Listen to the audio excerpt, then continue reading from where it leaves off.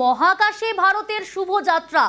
গতকালই আমরা জানি সফল অভিযান, ৭বার বাধার পর গতকাল সফল অভিযান। আর আজ আন্তর্জাতিক স্পেস স্টেশনে শুভাংশু শুক্লারা আইএসএস এ পৌঁছবেন। শুভাংশু শুক্লারা ডকিং প্রসেস শুরু হয়েছে ইতিমধ্যেই, আপনারা জানেন ২৮ ঘন্টা পর আজ আন্তর্জাতিক মহাকাশ স্টেশনে ডকিং।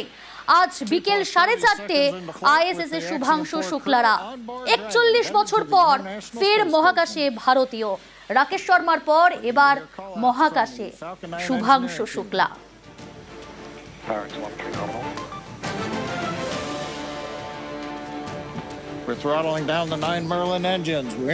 ডকিং প্রসেস ইতিমধ্যে শুরু হয়েছে। আমরা পেয়ে গিয়েছি জ্যোতির্বিজ্ঞানী সঞ্জীব সেনকে।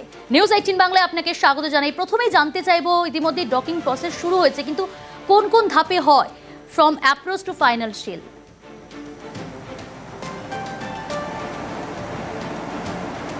হ্যাঁ, যে ধাপ সেইগুলো একটু আগে আমি একবার বলেছি, আবার একবার বলে নিচ্ছি যে এখন যে পজিশনে আছে সেটাকে বলা হচ্ছে ওয়ে পয়েন্ট 2, অর্থাৎ জাস্ট ডকিং যে পোর্টটা, ইন্টারন্যাশনাল ডকিং অ্যাডাপ্টার যেখানে গিয়ে লাগবে সেখান থেকে 20 মিটার জাস্ট দূরে রয়েছে। এরপরে যেটা হবে সেন্টিমিটার পার সেকেন্ডে ধীরে ধীরে ধীরে ধীরে এগাবে এবং ফাইনালি টাচ করবে। কিন্তু শুরুটা যেভাবে হয়েছিল, প্রথমে ছিল ওয়ে পয়েন্ট 0 বলে একটা পয়েন্টে, সেটা হচ্ছে ইন্টারন্যাশনাল স্পেস স্টেশন আর যে ড্রাগন ক্যাপসুল তার মধ্যে 400 মিটারের গ্যাপ ছিল। তারপরে থ্রাস্টার প্রয়োগ করে ড্রাগন ক্যাপসুল ওয়ে পয়েন্ট 1 বলে একটা জায়গায় এসেছিল, সেটা হচ্ছে 220 মিটারের গ্যাপ, মানে জাস্ট যে পোর্টে লাগবে সেটার সঙ্গে অ্যালাইন করেছিল 220 মিটারের গ্যাপে।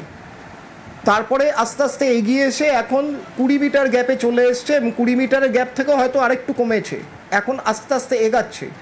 এগিয়ে এসে এটা কিন্তু ওই ডকিং অ্যাডাপ্টার যেটা সেখানে লাগবে, এরপর একটা রিংয়ের মতো জিনিস বেরোবে, সেটাকে বলা হয় সফট ক্যাপচার রিং।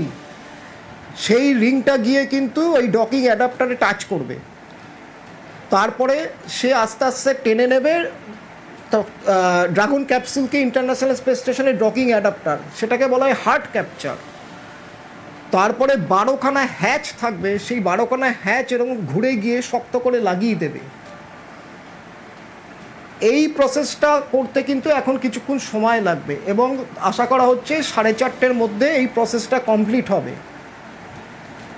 তারপরে যে ব্যাপারটা হবে, এখানে কিন্তু জিরো প্রেশার, অর্থাৎ যে ভেস্টিবুলটা ক্রিয়েট হয়েছে ইন্টারন্যাশনাল স্পেস স্টেশন আর ড্রাগন স্পেস ক্যাপসুলের মধ্যে, যে প্যাসেজটা তৈরি হয়েছে সেখানে প্রেশারটা কিন্তু নর্মাল প্রেশারে এবং টেম্পারেচারটা নর্মাল টেম্পারেচারে আনতে হবে এবং দেখতে হবে কোনো লিক আছে কি না, সেই সমস্ত কিছু কিন্তু দেখা হবে এবং তার জন্য সময় অতিবাহিত করতে হবে। সব কিছু চেক করার পর তবেই কিন্তু ড্রাগন ক্যাপসুলের দরজা খুলবে এবং ইন্টারন্যাশনাল স্পেস স্টেশনের দরজা খুলবে এবং মহাকাশচারীরা একে একে মহাকাশ স্টেশনে ইন্টারন্যাশনাল স্পেস স্টেশনে প্রবেশ করবে। তো এখন যে স্টেজটা ছবিতে দেখা যাচ্ছে বা মানে যেটা এখন যেটা দেখা যাচ্ছে সেটাই কিন্তু এই সফট ক্যাপচারিং হওয়ার আগের মুহূর্ত, সফট ক্যাপচারিংটা হওয়ার আগের মুহূর্ত এই অবস্থায় রয়েছে।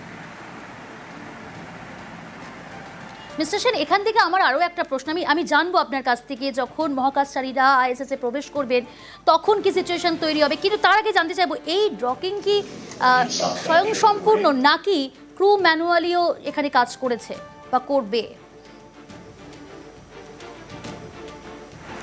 পুরোটাই স্বয়ংসম্পূর্ণ, এটা অটোমেটেড, কিন্তু যদি প্রয়োজন বোধ হয়, যদি নাসা থেকে কমান্ড আসে বা পাইলট যদি মনে করে, শুভাংশু শুক্লা যদি মনে করেন যে অ্যালাইনমেন্ট ঠিকমতো হয়নি, থ্রাস্টারের একটু বেশি প্রয়োগ করতে হবে, একটু এদিকে সরাতে হবে, একটু ওদিকে সরাতে হবে, একটু স্পিড বাড়াতে হবে, একটু কমাতে হবে, সেটা কিন্তু সেই অভিশন কিন্তু করা আছে যে ম্যানুয়ালি সেটাকে কন্ট্রোল করার, কিন্তু ব্যাপারটাই পুরোটাই অঙ্ক কষে হয়ে থাকে এবং পুরোটাই অটোমেটেড।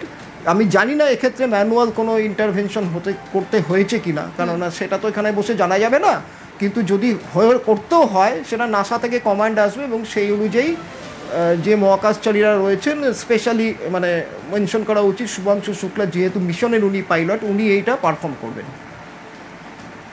আপনি যখন বলছেন সেক্ষেত্রে ডকিং এর সময় যান দুটির রিলেটিভ স্পিড ঠিক কতটুকু ছিল বা কতটুকু মানে ঠিক কতটা থাকে?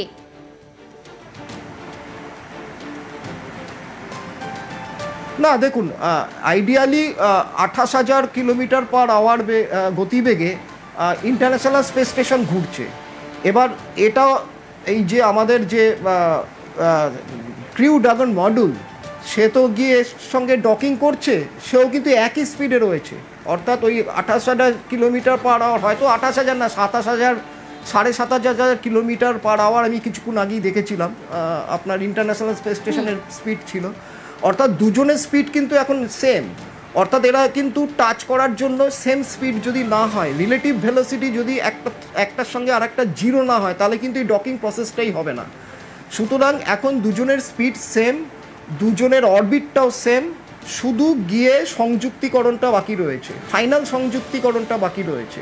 এবং ওটাকে যুক্ত হওয়ার পর যে নর্মাল প্রেশার টেম্পারেচার যেটা মেনটেন করতে হবে এবং লিক আছে কিনা সব কিছু দেখতে হবে, সেইগুলোর ব্যবস্থা মানে সেই ব্যাপারগুলো দেখার কাজ চলবে এরপরে। একটু সঙ্গে থাকুন। মহাকাশে ফের ইতিহাস ভারতের। আজ আন্তর্জাতিক স্পেস স্টেশন, সেখানে শুভাংশু শুক্লারা 28 ঘন্টা পর আজ আন্তর্জাতিক মহাকাশ স্টেশনে ডকিং। আজ বিকেল 4:30 আইএসএস এর শুভাংশু শুক্লারা, তবে ডকিং প্রসেস কিন্তু ইতিমধ্যে শুরু হয়েছে। 41 বছর পর ফের মহাকাশে ভারতীয় Shubhanshu Shukla. When the ride started, it was something like you getting pushed back into the seat. It was an amazing ride, and then suddenly everything silenced and you were just floating. You unbuckle and you were just floating in the silence of vacuum. It was an amazing feeling. I was not feeling very great when we got shot into the vacuum. Since yesterday I've been told that I've been sleeping a lot, which is a good sign. So I think that's a great sign. I'm getting used to this quite well, enjoying the views, enjoying the entire experience, learning like a baby, learning the new steps, learning how to walk, learning how to control yourself, everything, learning how to eat. It's a new environment, new challenge, and I'm really enjoying this experience with my fellow astronauts here. আমি আবারও যাব, mister Sanjeev Sen আমার সঙ্গে রয়েছেন। এখান থেকে একটু বোঝার চেষ্টা করব, আমরা যখন কথা বলছি যে নির্ভুলভাবে কমিয়ে অ্যালাইনমেন্ট করতে হচ্ছে, সেই জায়গায় এই অ্যালাইনমেন্ট ঠিক রাখতে কোন ধরনের সেন্সর ব্যবহার করা হয়?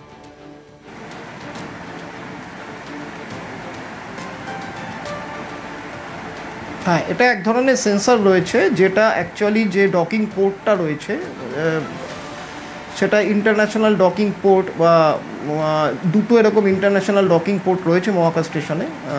তার একটাতে জেনিথে মানে উপরের দিকের ডকিং পোর্টটা খালি আছে, সেখানে গিয়ে এইটা লাগছে এই ড্রাগন স্পেস ক্যাপসুলটা। তো এই সেন্সারটা একটা সেন্সার যে সেন্স করবে যে অ্যালাইনমেন্টটা একদম ঠিকঠাক হয়েছে কিনা।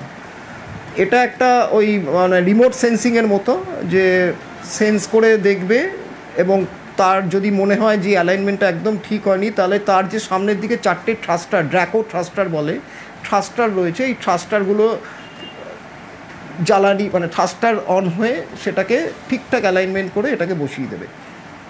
মানে বসিয়ে দিয়েছে অলমোস্ট, যা দেখা যাচ্ছে তাতে অলমোস্ট সফট ক্যাপচারিং সম্ভবত হয়ে গেছে। এরপর হার্ড ক্যাপচারিং হবে, হয়ে যাওয়ার পর এই ভেস্টিবুলের মধ্যে নর্মাল প্রেশার টেম্পারেচার ক্রিয়েট করে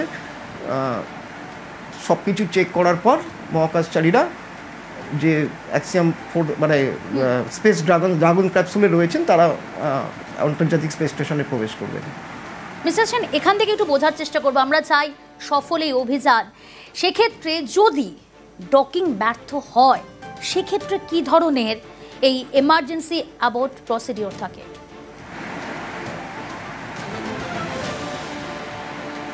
না, ডকিং ব্যর্থ হওয়ার আগে ওই যে ওয়ে.0, ওয়ে.1 আর ওয়ে.2 বললাম, ওয়ে.2তে কিন্তু প্রথমে ওয়ে.0তে দেখে নেওয়া হয় সব কিছু ঠিক আছে কিনা। তখন কিন্তু 400 মিটার নিচে প্যারালাল চলে। আচ্ছা, ইন্টারন্যাশনাল স্পেস স্টেশন আর আমাদের যে স্পেস মানে ড্রাগন ক্যাপসুলটা, তখন সব কিছু চেক করে নেওয়া হয়। তারপরে ওয়ে.1 220 মিটার দূরে আরেকবার চেক করা হয় যে সব কিছু একদম ঠিক আছে কিনা। তারপরে যখন ওয়ে.2 20 মিটার দূরত্ব আসে, সেখান থেকে কিন্তু আর ফেরা যায় না, মানে এটা একদম no return, point of no return হয়ে যায়। সেখান থেকে কিন্তু আর ফেরার কোনো গল্পই নেই, তখন কিন্তু ডকিং করতেই হবে। সুতরাং এখান থেকে এখন যে অবস্থায় আছে আর ফেরার কোনো অবস্থাই নেই। তার কারণ হচ্ছে যে সব কিছু ঠিকঠাক আছে, সেই জন্যই কিন্তু এই ডকিং প্রসেসটা হচ্ছে। সব কিছু যদি ঠিকঠাক না থাকতো তাহলে কিন্তু ফিরে আসার মানে উল্টো দিকে যেভাবে ড্রাগন ক্যাপসুল পৃথিবীতে আবার ফিরে আসবে 14 দিন বাদে, সেইভাবে ব্যাক করার ছিল। কিন্তু আজ পর্যন্ত ইতিহাসে এই ধরনের ঘটনা ঘটেনি যে ইন্টারন্যাশনাল স্পেস স্টেশনে ডকিং করে একদম 4 মিটার দূরত্বে ওয়ে পয়েন্ট 2 থেকে ব্যাক করে চলে এসছে। এটা কিন্তু এখনো পর্যন্ত জানা নেই, এরকম ঘটনা ঘটেনি। সব কিছু ঠিকঠাক আছে বলেই কিন্তু এই অবধি এসছে, নাহলে কিন্তু এটা সময় আপনি বলতে চাইছেন এখন আর কোনো ঝুঁকি নেই? ঝুঁকি হয়তো রয়েছে, কিন্তু সেক্ষেত্রে অত বড় সড়ো কোনো ঝুঁকি নেই না এখন আর। দেখুন, এই ধরনের মহাকাশ তো হোস্টাইল, এখানে ঝুঁকি সবসময় সব ক্ষেত্রেই থাকে। কোথায় কি ধরনের ক্রিটিক্যাল প্রবলেম হয়ে আছে সেটা এরকমভাবে বোঝা যায় না, কিন্তু অ্যাপারেন্টলি কোনো ঝুঁকি নেই এটাই ধরে নেওয়া হচ্ছে। এবং আজ পর্যন্ত যতগুলো মিশন সফল হয়েছে, সবই মিশন প্রায় সফল হয়েছে।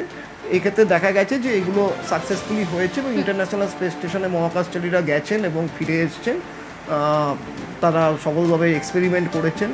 হ্যাঁ, এরপরে যদি ড্রাগন স্পেস ক্যাপসুলে যদি কোনো অন্যরকম সমস্যা ধরা পড়ে, যেটা সুনিত উইলিয়ামসের ক্ষেত্রে হয়েছিল, যে হিলিয়াম লিক হচ্ছিল আপনার স্টারলাইনার, বোয়িংয়ের স্টারলাইনার স্পেস ক্যাপসুলে চেপে উনি গেছিলেন, সেক্ষেত্রে উনি আটকা পড়েছিলেন। সেসব তো হয়ে গেছে অলরেডি, কিন্তু এখন তো সব কিছু সব দিক থেকে চেক করা হয়েছে। যত ভুলভ্রান্তি হয় তার থেকে কিন্তু পরবর্তী ক্ষেত্রে মহাকাশ গবেষণা সংস্থাগুলো শিক্ষা নেয় যাতে ওই ধরনের ভুল আর না হয়, এবং সব দিক চেক করে এতদিন বারে বারে পিছিয়ে 6 বার থেকে 7 বার পিছিয়ে গেছে এই মিশনটা করে ফাইনাল অবস্থায় আসে, তবেই এই লিফট অফটা কিন্তু গতকাল হয়েছে।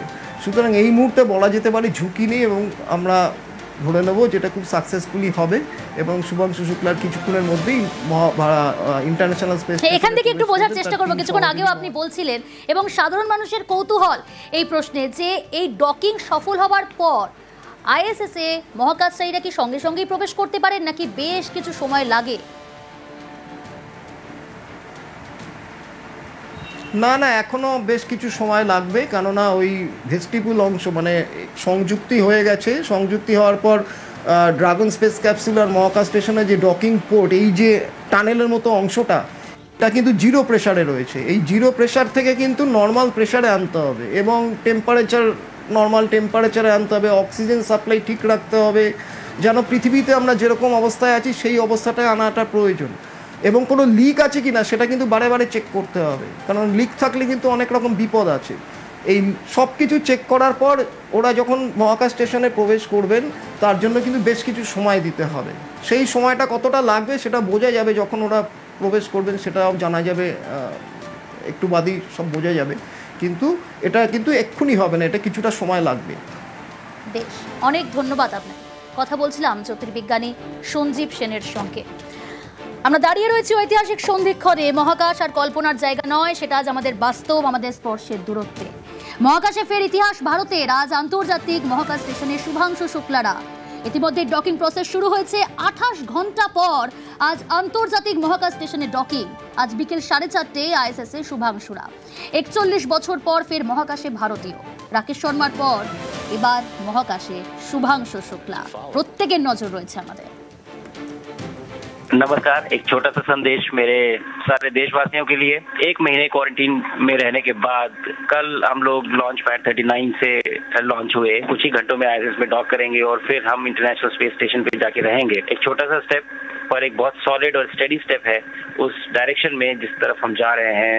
गगनयान जैसे मिशन को लेके टेक्निकल अकम्पलिशमेंट को नहीं दर्शाता है, बल्कि हमारे ये होप्स, ये हमारे एम्बिशंस, ये हमारी एस्पिरेशंस को दर्शाता है कि हम किस तरफ जाना चाहते हैं। मेरा जो मिशन अकम्पलिशमेंट है, जो टास्क है, वो तो मैं अचीव करूं ही, बट ज्यादा से ज्यादा इस एक्सपीरियंस को मैं किस तरह से अपनी फोटोज और वीडियोस में कैप्चर करूं ताकि मैं वापस आके आप लोगों के साथ इसे शेयर कर सकूं। चलिए अगले 14 दिन को एक्साइटिंग बनाते हैं और साथ में स्पेस में रहते हैं।